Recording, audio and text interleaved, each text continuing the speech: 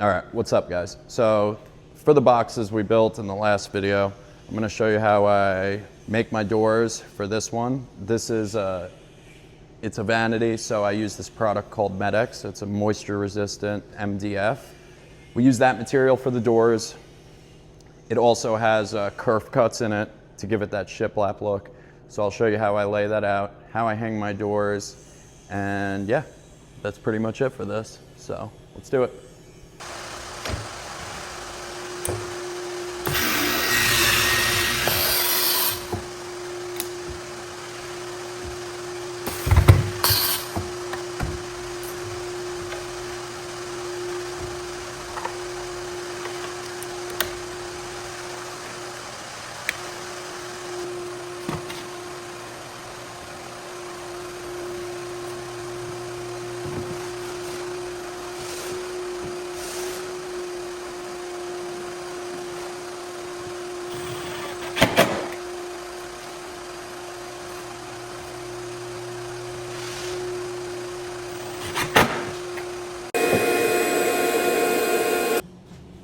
All right, so now that I cut all my parts pretty much to size, the only thing I haven't cut is the two drawers. I have to cut this in half, and I have to cut the top edge of this.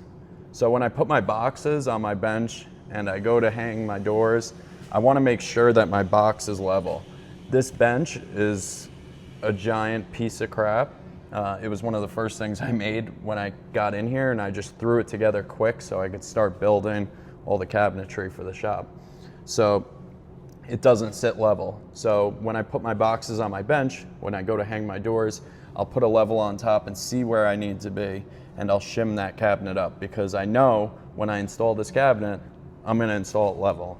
Level, plumb, front to back, level. So when it's on my bench, I really wanna make sure it's sitting perfect, because it's gonna make everything fit exactly how I want it to when I take it off and go to the job and install it and I put everything back on.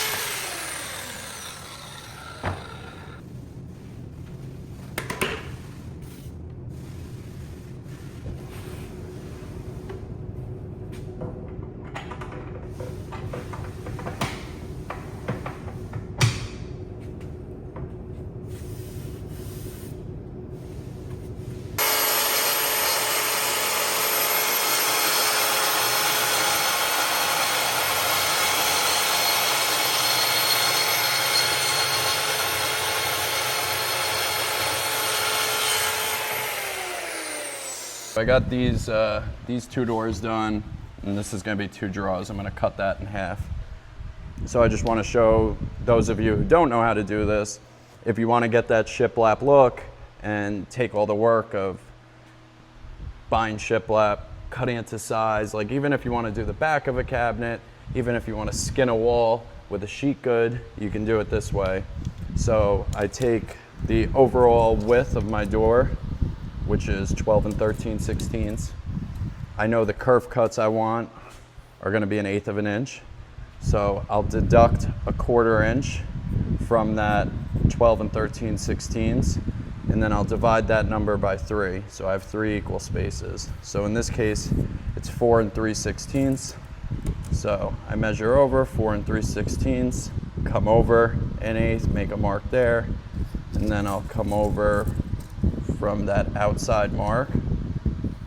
I'll go 4 and 3/16, make a mark 1/8 inch over, and I'll do that for both doors. So 4 and 3/16, come over 1/8. I could even just pull from this way. 4 and 3/16, come over 1/8, and then I'll take a square. I'll square those lines straight down the door, and in this case I'm using the track saw.